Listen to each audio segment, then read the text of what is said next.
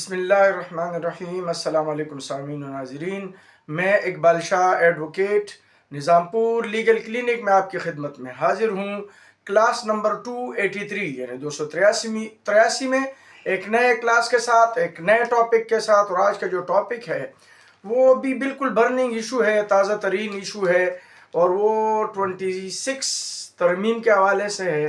اور وہ اس حوالے سے کہ 26ویں ترمیم کے بعد 27ویں ترمیم جو ہے وہ کیوں ضروری ہے، یا ضروری ہے یا ضروری نہیں ہے۔ اس پہ دو قسم کی رائے پائی جاتی ہے، اور ہم دونوں رائے کو ڈسکس کریں گے اور پھر ہم ایک نتیجے پر پہنچیں گے۔ تو پھر ہم اس نتیجے پر پہنچیں گے کہ آیا 27ویں ترمیم جو ہے وہ لازمی ہے یا نہیں۔ تو چلتے ہیں ہم 26ویں آئین کے بارے میں۔ تو آلریڈی میں نے پہلے جو 22 آرٹیکل تھے اس سے میں کلاس کر چکا ہوں، تو آج ہم وہ دونوں رائے پیش کرتے ہیں کہ کیوں ضروری ہے 27ویں ترمیم اور کیوں ضروری نہیں ہے۔ تو ہمارے پاس جو دونوں رائےوں میں اختلاف پایا جاتا ہے، تو جو اول الذکر رائے ہے اس کا کہنا یہ ہے کہ 26ویں ترمیم میں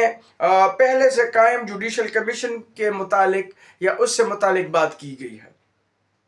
جبکہ جو دوسری رائے ہے یا مؤخر الذکر جو رائے ہے یا ان کا جو اصرار ہے، وہ ان کا کہنا ہے کہ ترمیم میں ایک نئے کمیشن کی تشکیل کا ذکر ہے۔ ٹھیک ہے، اور 26ویں ترمیم کی خامی 27ویں آئینی ترمیم کی منظوری کے بغیر درست نہیں ہو سکتی، اور حکومت کے جو ماہر ہیں اور ایک سمجھ لے کہ سابق اٹارنی جنرل بھی رہے ہیں، ان کا کہنا یہ ہے کہ 26ویں ترمیم میں ترمیم کے بغیر آئینی بینچ تشکیل نہیں دی جا سکتی۔ یعنی جو دوسری رائے ہے ان کا کہنا یہ ہے کہ 26ویں ترمیم میں ترمیم کے بغیر آئینی بینچ تشکیل نہیں دیا جا سکتا، اور آئینی اور قانونی معاملات میں اپنی مہارت کے لیے ٹھیک ہے جو جانے پہچانے ماہرین ہیں وہ رائے دیتے ہیں۔ اور ان کا کہنا یہ ہے کہ 24 اکتوبر کو جو ہمارے جو 26ویں ترمیم جو ہے وہ جو پاس ہوئی ہے، اور یا جس میں جو خبر شائع ہوئی ہے، تو ان کا کہنا ہے کہ آئینی پیکج کی تشکیل کے حوالے سے جو ان کی رائے ہے، ان کے مطابق جوڈیشل کمیشن کوئی نو تشکیل شدہ ادارہ نہیں ہے۔ یہ حکومت کے کہنا کہ جو حلیف ہیں یا جو ماہرین ہیں حکومت کے، ان کا کہنا یہ ہے کہ جوڈیشل کمیشن کوئی نو تشکیل شدہ ادارہ نہیں ہے،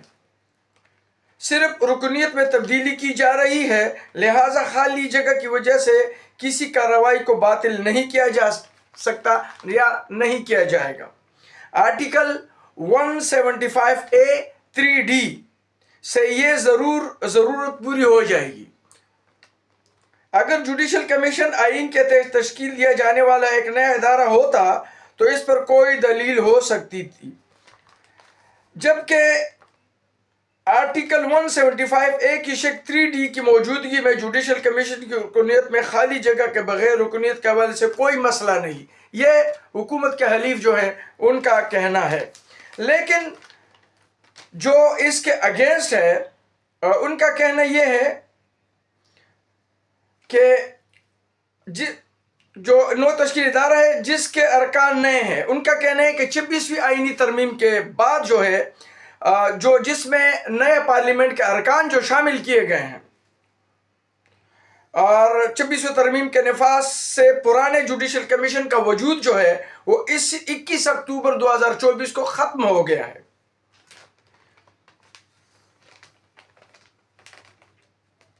اور اس کے بعد جو ہے ایک جو جوڈیشل کمیشن ہے وہ اس میں جو ذیلی آرٹیکل ہے اس میں تبدیلی ہوئی ہے، جو 115A(2) ہے، اور اس میں ایک نئی جوڈیشل کمیشن بنانے کی بات کی گئی ہے۔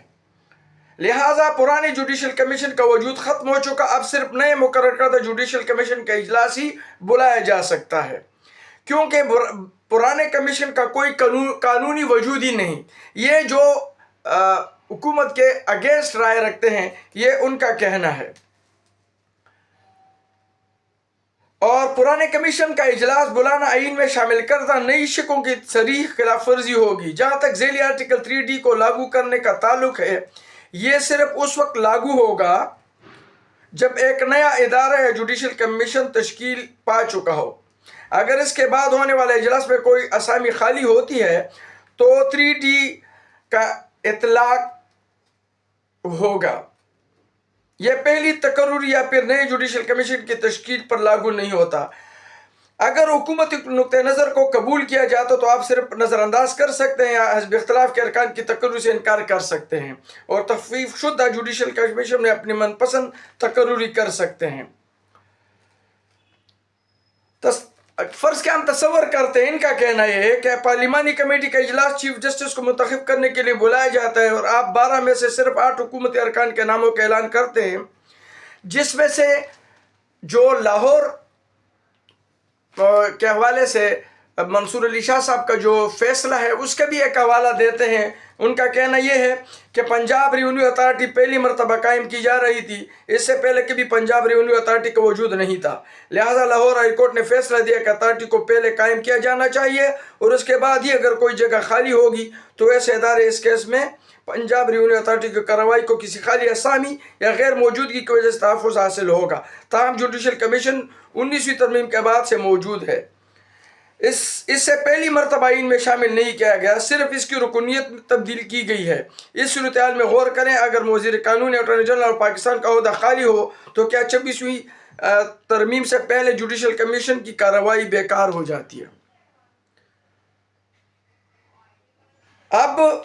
ये इनका कहना यही है कि जिस तरीके से उसमें अथॉरिटी कायम नहीं थी, इसी तरीके से कमीशन जो है वो एक नए कमीशन है। उसी तरीके से ये उस जो लाहौर अथॉरिटी का जो फैसला है Lahore high court revenue authority का, वो इसी पे एप्लीकेबल होगा। ये जो हवाला दिया गया है, इसके हवाले से ये जो जुडिशल कमीशन की मौजूदा रुकनीत को तो तब्दील किया गया, लेकिन कोई नया इदारा कायम या तश्कील नहीं किया गया, ये उनका कहना है हुकूमत का। लिहाजा शिक 3D कहते हैं किसी भी असामी की वजह से जुडिशल कमीशन की कार्रवाई को कोई काफ़ी हद तक तहफ़्फ़ुज़ मिलता है, लेकिन जो इसके अगेंस्ट है उनका कहना यह है कि ये मुकम्मल तौर पर पुराने प्रोविज़न की जगह ले लेता है, जिसका मतलब यह है कि इसके तहत बनाई गई पुरानी शिक और जुडिशल कमीशन ख़त्म हो चुकी है। ये एक नया इदारा है जो पुराने जुडिशल कमीशन और पार्लिमानी कमेटी को इकट्ठा करता है और एक नए और मुकम्मल तौर पर मुख्तलिफ इदारे के क़याम को अमल में लाता है। पुराने इदारे का हुजम बढ़ाने के लिए इसमें सिर्फ तरमीम की जाती है, इसका कोई मुतबादिल नहीं, जैसा कि 26वीं तरमीम में बनाया गया है। तो अब अगर हम इस सब बात पे गौर करें, ये मैंने जल्दी इसलिए पढ़ा कि इस पे हम 2 बातें करें, वो इसलिए कि अब हम इस पे अगर अपनी राय कायम करना चाहते हैं तो दोनों राय आप लोगों के सामने हैं कि आया इस सूरत हाल में इन दोनों रायों में, जिसमें लाहौर हाई कोर्ट का जो जस्टिस मंसूर अली शाह साहब का फैसला है वो भी है सामने है, और हुकूमत के लोगों के भी राय इसमें शामिल है और मुखालिफिन का भी। तो अब हम अगर दोनों राय को सामने रख के फिर हम एक नतीजे पर पहुंच सकते हैं कि 26वीं आईनी तरमीम के बाद और इसमें जो सुकम है उसको पुर करने के लिए या उसको सही ठीक करने के लिए 27वीं तरमीम ज़रूरी है या नहीं, इस पर हम जो है यहाँ पर एख्तिताम करते हैं। आज के लिए इतना ही, लेकिन जाते जाते मैं आपसे ज़रूर रिक्वेस्ट करूँगा, अगर आप मेरे चैनल में नए हैं तो आप मेरे चैनल को लाइक करें, सब्सक्राइब करें और बेल आइकन को आप ज़रूर प्रेस किया करें ताकि मेरे आने वाले वीडियो आप तक पहुँचते रहें। आज के लिए इतना ही, इजाज़त चाहता हूँ। अल्लाह हाफ़िज़।